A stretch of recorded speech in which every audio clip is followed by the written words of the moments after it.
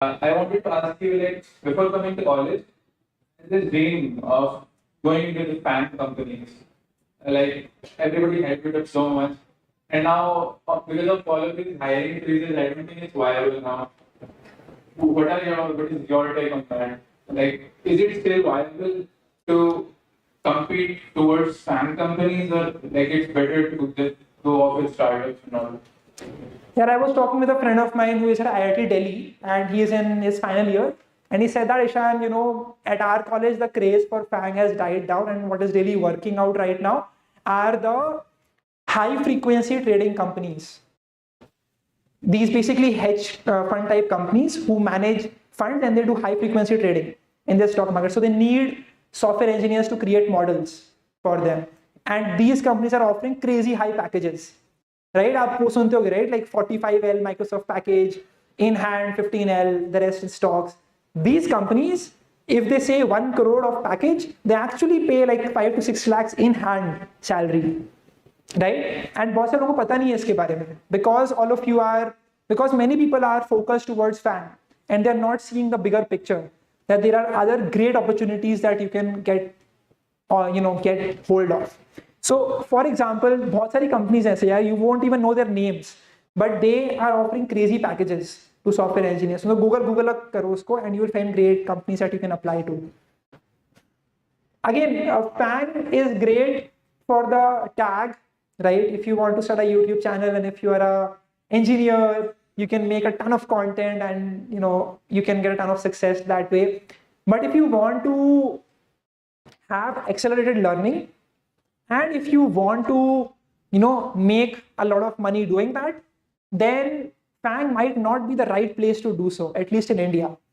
That is what my perspective is. I can be wrong, but I feel that you can work at startups, you can work at these trading firms, and you can make a lot more and you can have crazy learning experiences, right? So that's just my perspective. Okay, thank you. Thank you.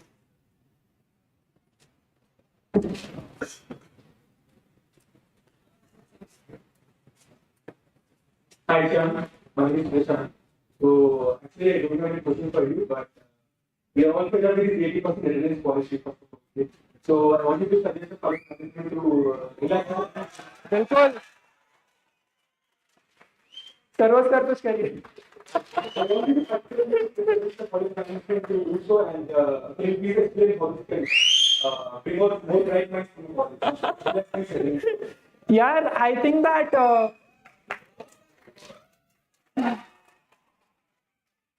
चुप जाओ वरना मतलब मेरे को मत मारना, मैं जा रहा हूँ.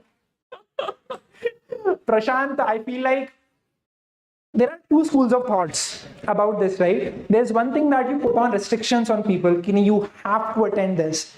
And then the second thought is that you ensure, you give them that independence, saying that you are now grown up and we know that you can manage yourself and you can manage your studies. So we trust you enough that we won't put a restriction on you, right? So you can do your own thing, you have your own freedom. And when that happens, you get a lot more time to explore, to really understand what you love to do, right?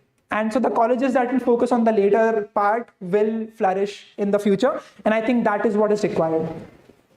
But again, I can't help with this. Get nice CGPA, relaxation is there. Nice.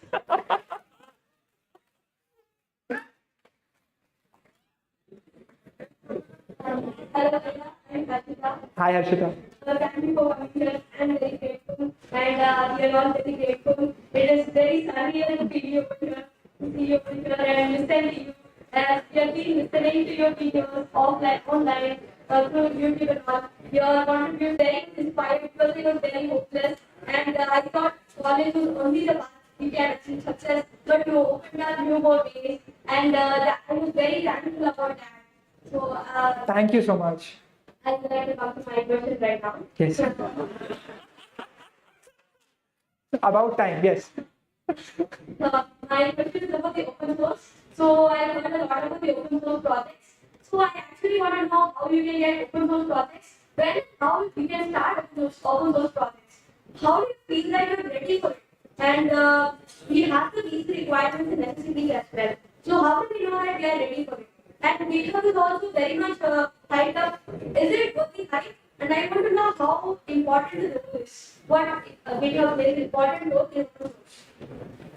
GitHub is the most important thing if you want to do open source, right? So again, you will never be ready to start, right? You just need to have a basic idea of how to, how do you get into a code base? How do you use the README document to understand what means what exactly in that code base? And once you know that, the next step is to just, interact with the people who are managing that code base on that project, right? So you do that. Most people are welcoming on the project forums, on the Discord groups, or wherever they have their chats. And then you try to be as helpful as possible, right? Even small, add-ons that you can do. Maybe you can help them write a better documentation. Maybe you can help them add a better functionality to their project or whatever it is, right? Being curious and asking questions is the most important thing in open source, right? When you want to explore, when you want to understand a code base and how it really operates. So you have to do that. Number two, you can always sign up for these programs. MLH is one. You also have tons of others, right? You have Google Summer of Code. You have Google Summer of Docs as well that you can take part of. And that will be great learning experiences for how do you understand a code base? How do you work over there? So you try to do that, but you shouldn't really do it for the money element.